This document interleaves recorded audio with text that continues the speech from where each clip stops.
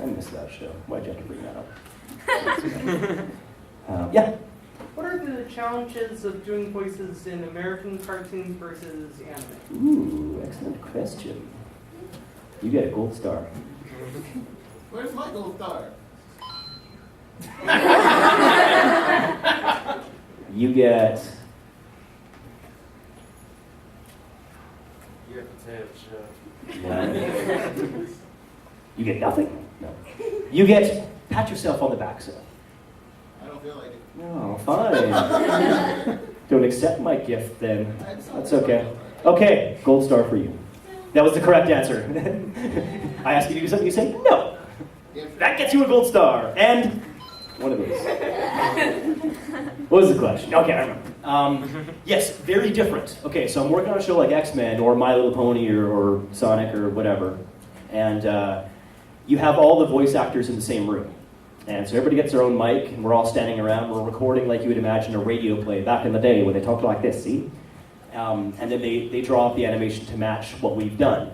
Anime obviously is very different because the cartoons have already been drawn. The animation's already there. So now it's one actor at a time, alone in a booth, watching TV and trying to make their voice fit in these little cartoon mouth flaps.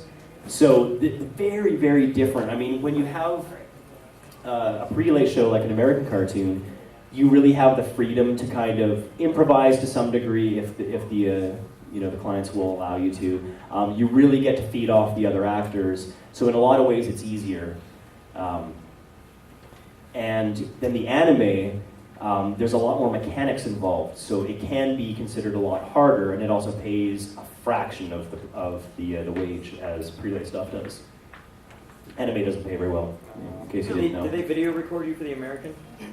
Sometimes. Yeah, for X-Men, they never had any cameras on us. It's happening a lot more now that there's a lot of CG, like computer-generated animation. You're finding a lot of times there's cameras in the room just to document your facial animation to make it easier for the animators. I mean, with the 2D style, a lot of it, the animators... I don't know, has anybody done any animation? Yeah. Okay. Yeah, I dabbled in animation for a time too when I was in school, and it was 3D animation I was doing, and it's really time consuming for those of you who don't know. It's something I'd like to get back into, but again, it's really time consuming. But the person that animates really ends up putting a lot of themselves in the character. Usually they have a mirror right next to them when they're doing facial expression stuff, and they'll get out of their. Give away our secrets. Oh, okay. Sorry. Am I saying too much? Do you do 2D or 3D? 3D? Okay. What program do you work out of? Just miscellaneous, whatever I can find. Yep. Trial on Okay. the internet. Right on. Cool. Programs are expensive. I know, right? Yeah, it's ridiculous. I want to make my own animations. Yeah. It'd be awesome. I mean, it's another reason that I haven't really gotten back into it is because the software that I was using it's way too expensive. We should be at the point now where a lot of that's should be coming down, but a lot of the big companies that have the really professional software, they're keeping a good handle on that. You know, like I just started teaching myself Final Cut Pro, which is an editing software, and that's just come down significantly in price, and hopefully that's going to be kind of goodbye. I miss you already. Have fun at your next panel or whatever you're going to. Come back. Don't leave me. Come back. Come back. All right. I lost my train of thought. It's hot in here, right? Yes.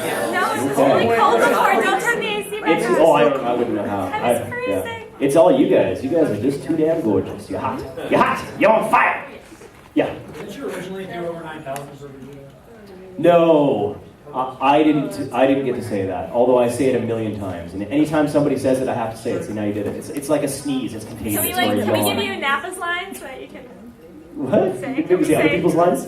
Can we say Nappa's line? What does the scouter say about his power level? Okay. Okay. Yeah, go ahead. Ready? Yeah. 1, 2, 3. Vegeta, what does the scouter say about his power level? It's over 9,000! I don't think that's the exact right. That's how I say it. It was Brian Drummond played Vegeta. He actually played Ryuk in Death Note. So I've worked with him on a bunch of stuff. He's an awesome guy. That Yeah. name sounds familiar. I know that name. What else was he in? He's been in everything. Yeah, everything. He was also the original Cyclops in X-Men Evolution. Oh, cool. But then they brought Kirby, and I'm not sure why. It just happened that way. Yeah, are there more questions? Okay. Yeah. Sure. Okay, maybe I'm like overrepresenting how many roles you've had to do this, but like, why do you think that all of your characters like go crazy at one point? I don't know. Why do you think they go crazy? It's a weird little phenomenon, I guess. I mean, I think Katra from Gun and Wing was the first character I played that actually kind of went a little nutso, and he had good reason to. And then, yeah, geez, I don't know how that happened. I mean, I guess at the risk of tooting my own horn, the audition side for Death Note was one of the coolest audition scripts that I had read, because it was one piece of paper that had several lines on it, and the beginning of the page he was a regular mild-mannered student, and by the end he was totally nuts, cuckoo. So you could get to see the arc of the character, how it was going to progress through the series, all in one piece of paper, which is a lot of fun for an actor, because I know it says he goes nuts, which means I can totally go nuts, and it's therapeutic for me, right? So I think I probably have issues. It's entirely possible. So I don't know. I've been lucky enough that I guess in listening back to the auditions, they see something in me that I think one of the things maybe is they know that I'll just go for it and not worry. And it's always easier to dial somebody back than to try and push them to a performance, right? So I'll find for auditions, I'll do that a lot of times, where I'll start with the biggest performance I can give and then let them dial it back, because they at least know the range that I can give them if need be, and usually they'll end up toning it down for whatever reason, because I can go pretty insane. So yeah, I think that is a reflection on me. Wow, I'm learning things about myself. Should I be lying on a couch right now? So, what did you do when you were a kid? Oh dear. Does it bring back Do you have a question, Lou? Can I request a line from an anime you did? What do you got? What do you got for me? Can you recite the Soul Taker's lightning breaker attack? Holy crap. Cover your ears. Lightning breaker! But okay, I always had to. Okay, Soul Taker is another show that I worked on. I played a character named Kyosuke, and he's like the Luke Skywalker. I don't think I'm allowed to say that because Lucas will kill me. But he had a laser sword, not a lightsaber, all that kind of stuff. But I used to listen to the Japanese of that a lot because it was just funny. So you say lightning breaker, and I just chuckle in my head because lightning breaker. So that's almost my battle cry. Like, no, I didn't say it like that. I said it, in slightly different English. But lightning breaker. But that series has one of the best opening theme songs. Soul Taker! Check it out on YouTube or wherever you can find it. If for nothing else, just for the opening theme song, it's pretty awesome. If you're listening to the song, you have to be standing, and I'll show you why. Because inevitably you'll get through a bit of it, and you can't stand all proper while listening to it. You'll eventually end up like this. So you're kind of listening to it. Oh, it's cooking. And eventually you'll find yourself standing a bit more like this, especially by the end, right? So it's worth checking out. And then Death Note has some pretty cool music involved with that too, right? Maximum the Hormone is a band that I just love. Yes. So, yeah, okay, I'm going to list off some of the other stuff. How are we doing for time here? I know I ramble and we eat up. What time are we done here? 4. Is it supposed to be 2:30? Probably we start at 1:30. I wonder if we're gonna get kicked out. Oh, whatever. Okay. We'll get some more questions you guys have. But I'm just yeah. Can you get me a job in voice acting? I would so love it. Anything else in the world, I would still be there. Can I? No. I do get this question a lot. Not so much can you get me work, but how do I get into voice acting? It's a question I get a lot. And it's one of those things, I mean, almost everybody that's in it fell into it. there's not, like, it's a pretty small percentage of people that said, I want to be a voice actor, especially people that say, I want to be a voice actor for anime, and then are able to do that. It doesn't happen very often. And here, there's lots of reasons why. One thing is, if you live in a place where they don't do any animation recording, it's going to be hard to get work. We do have the technology where you can get around that, but generally, if you want to record, you're going to have to be in the vicinity of somewhere that actually records. You recording off of a mic on your laptop is not going to be quality enough to, so even if you submit that stuff, it's not going to work. These studios are worth a lot of money. The equipment they have, the engineers that they have, all that kind of stuff, they're professionals. This is what they do, right? So it's kind of tricky to get into it that way. And everybody has a different story of how they got into it. And one thing that I will say, I mean, especially being in Canada, totally different than in the States, and even, New York versus LA, or, in Texas and all that kind of stuff, all very different approaches to how they conduct their businesses. But one thing I would say, if you're interested in voice acting, you really have to be interested in acting.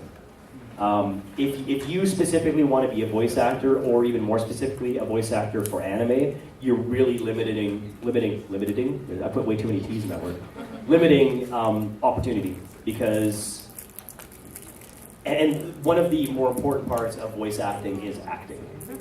There are people that, maybe they can mimic a couple of the characters off The Simpsons, and they think that'll make them great voice actors, but those guys are amazing. The guys that work on Simpsons are amazing. And they have these incredible, character voices for the characters.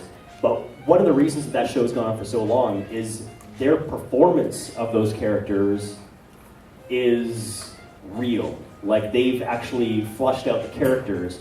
There's acting behind that voice. It's not just a silly voice that makes people laugh. It's the acting chops behind that voice that makes the character sustainable. So if you're interested in voice acting, you should really be interested in, all avenues of acting to start.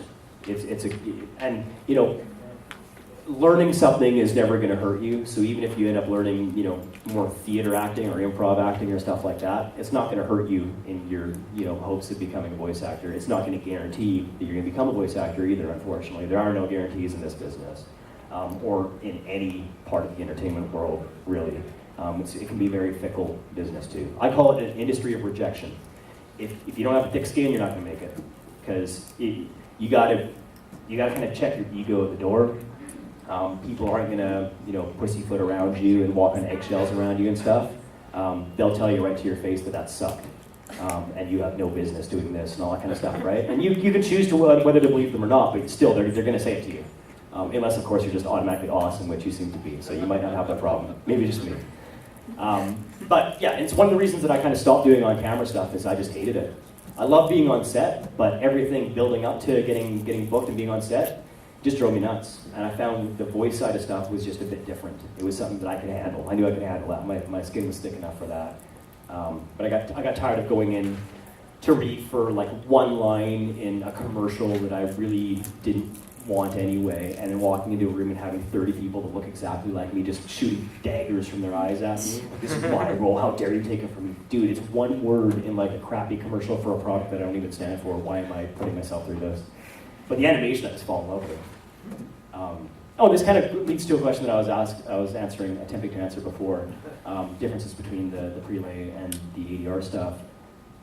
One great benefit of anime is you have these incredible visuals to feed off of, which you don't when you're working on prelay shows. I mean, I get to see these shows as we're recording them, and the images are often so moving or so intense or whatever that they really kind of flush characters out of you. So it's a really fun balance to create in the studio.